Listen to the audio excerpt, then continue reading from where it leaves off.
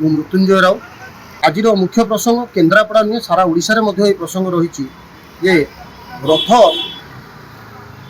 ନିର୍ମାଣ, ରଥ ପରିଚାଳନା ଓ ରାସ୍ତା ନିର୍ମାଣର ଅନିୟମିତତା ହେଉଛି ଗୋଟେ ବଡ଼ ପ୍ରସଙ୍ଗ।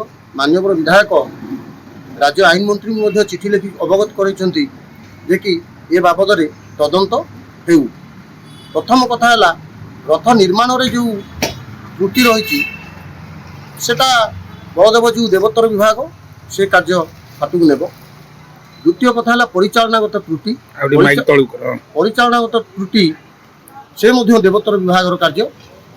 କିନ୍ତୁ ଯେଉଁ ରାସ୍ତା ନିର୍ମାଣର ଅନିୟମିତତା କଥା ଯେଉଁ କଥା ସେ ଉପସ୍ଥାପନ କରିଛନ୍ତି ଏବଂ ଚିଠି ଲେଖିଛନ୍ତି, ସେ ରାସ୍ତା ନିର୍ମାଣ କାର୍ଯ୍ୟ ସିଏ ଯେଉଁ ଦଳର ବିଧାୟକ ଅଛନ୍ତି ସେହି ଦଳ କ୍ଷମତାରେ ଥିଲାବେଳେ ସେ ରାସ୍ତା କାର୍ଯ୍ୟକ୍ରମ ହୋଇଥିଲା।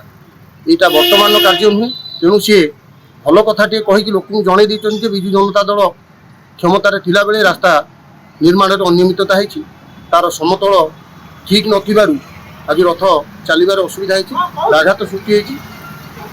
ତେଣୁ ସେ ଆଇନ ମନ୍ତ୍ରୀଙ୍କୁ ଲେଖିଛନ୍ତି ଏଟା ନିଶ୍ଚିତ ରୂପେ ତଦନ୍ତ ପରିସରଭୁକ୍ତ ହେବା ଦରକାର।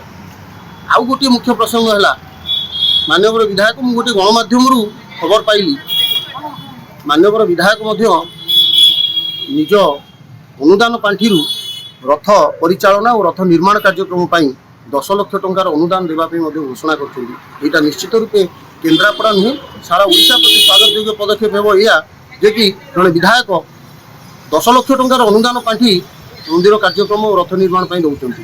ଏଇଟା ବହୁତ ବଡ଼ କାର୍ଯ୍ୟକ୍ରମ। ଦିନଲିପି ଲାଇଭ୍ को एबे ही लाइक शेयर सब्सक्राइब करंतु।